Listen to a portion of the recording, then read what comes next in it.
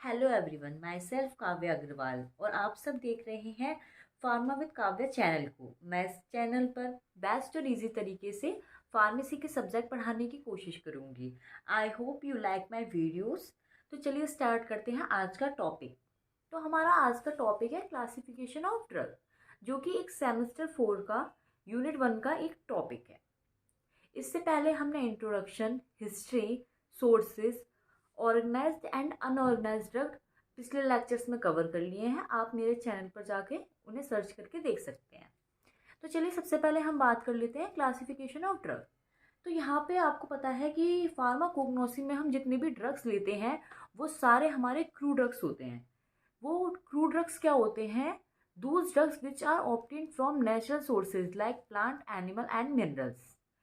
Crew drugs वो drugs होते हैं जो कि हमें नेचुरली ऑब्टेन्ड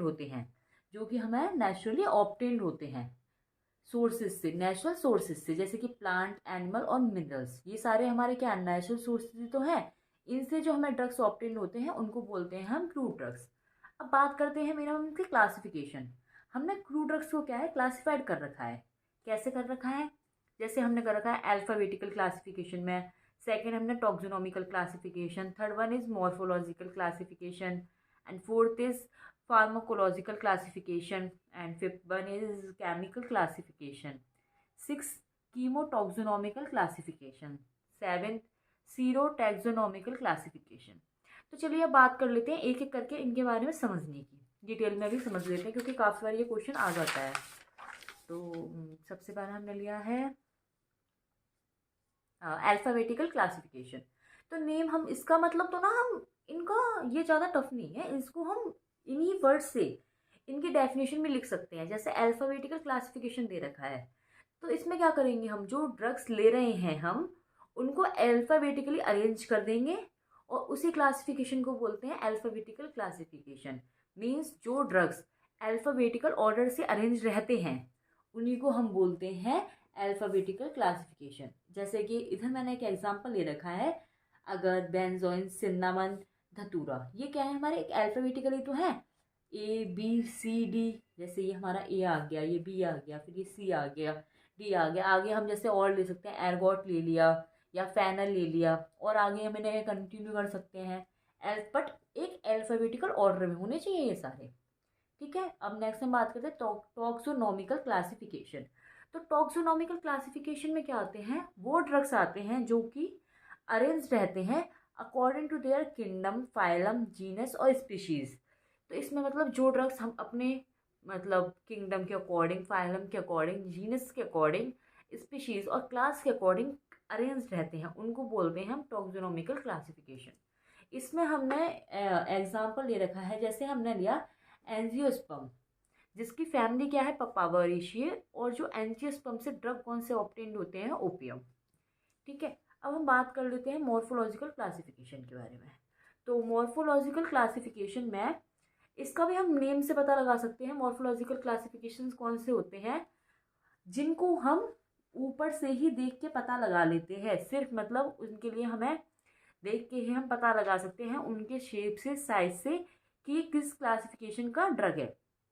जैसे the drugs are arrange according to their morphological characters. तो मॉर्फोलॉजिकल कैरेक्टर्स होते हैं शेप, साइज, पार्ट किसी भी प्लांट का या एनिमल का। ठीक है, अब इसमें हमने पिछले लेक्चर में कवर अप भी किया था ऑर्गेनाइज्ड और अनऑर्गेनाइज्ड ड्रग। जो ड्रग्स हमें डायरेक्टली प्लांट से ऑब्टेन्ड होते हैं हम उनको ऑर्गेनाइज्ड ड्रग बोलते हैं, और जो ड्रग हमें ड्राइव करते हैं पार्ट ऑफ प्लांट और एनिमल से उनको अनऑर्गेनाइज्ड ड्रग बोलते हैं। ठीक है, और अब हम नेक्स्ट बात कर लेते हैं फोर्थ वाले की। तो फोर्थ वाला है हमारा फार्माकोलॉजिकल क्लासिफिकेशन। तो फार्माकोलॉजिकल क्लासिफिकेशन में क्या होगा, ड्रग को हम अरेंज करेंगे according to their pharmacological action. Means जो कोई भी ड्रग है उसका जो फार्माकोलॉजिकल एक्शन होगा उसी के अकॉर्डिंग ही हम उसे अरेंज करेंगे। ठीक है, ये वाला जो फार्माकोलॉजिकल क्लासिफिकेशन है ये वाइडली यूज़ किया जा रहा है। ठीक है, और रेलिवेंट क्लासिफिकेशन है ये।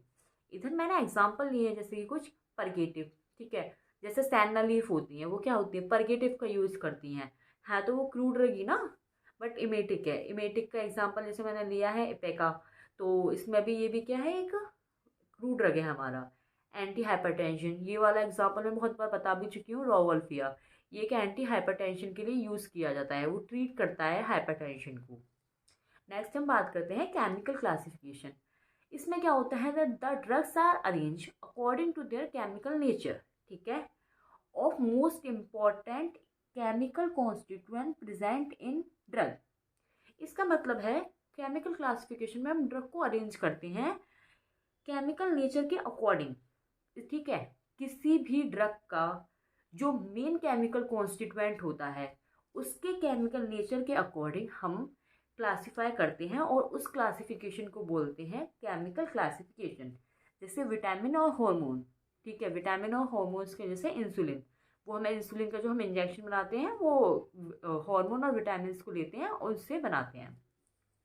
नेक्स्ट अब हम इधर लिया है 6 वाला कीमोटॉक्सोनॉमिकल क्लासिफिकेशन। कीमोटॉक्सोनॉमिकल क्लासिफिकेशन क्या है, ये क्लासिफिकेशन एक ऐसा क्लासिफिकेशन है जो कि इक्वल इम्पोर्टेंस दे रहा है, किसको इक्वल इम्पोर्टेंस दे रहा है, केमिकल कॉन्स्टिट्यूएंट और टैक्सोनॉमिकल स्टेटस को। मीन्स आप इधर एक मिनट वर्ड देखिए, कीमोटॉक्सोनॉमिकल, ये 2 वर्ड को लेके बना हुआ है, कीमो और टैक्सो, ठीक है, कीमो ले लिया जैसे हमने और ये लिया हमने टैक्सो, तो 2 वर्ड हो गया ना, तो ये दोनों को इक्वल इम्पोर्टेंस प्रोवाइड करा रहा है, ठीक है, केमिकल कॉन्स्टिट्यूएंट को भी और टॉक्सोनॉमिकल स्टेटस को भी। अब इसका एग्जांपल मैंने इधर लिया है ओलियोरेजिन, ठीक है, जो कि पिनेशी फैमिली से बिलोंग करता है, ठीक है। और 7th वाला है सीरोटॉक्सोनॉमिकल क्लासिफिकेशन, ठीक है। अब इसे पढ़ लेते हैं, ये होता क्या है सीरोटॉक्सोनॉमिकल क्लासिफिकेशन। उससे पहले हम बात कर लेते हैं ये जो सीरोटॉक्सोनॉमिकल आया है वर्ड, तो वो सीरो क्या होता है, इसका होता है सीरोलॉजी, स्टडी करना एंटीजन और एंटीबायोटिक रिएक्शंस को, ठीक है।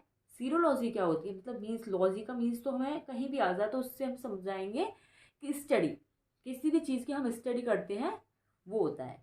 अब इधर आ रहा है सीरोटॉक्सोनॉमी, इसमें हम स्टडी करते हैं एंटीजन और antibiotic, antigen and antibody reactions की, ओके, तो उसको हम बोलते हैं सीरोटॉक्सोलॉजी।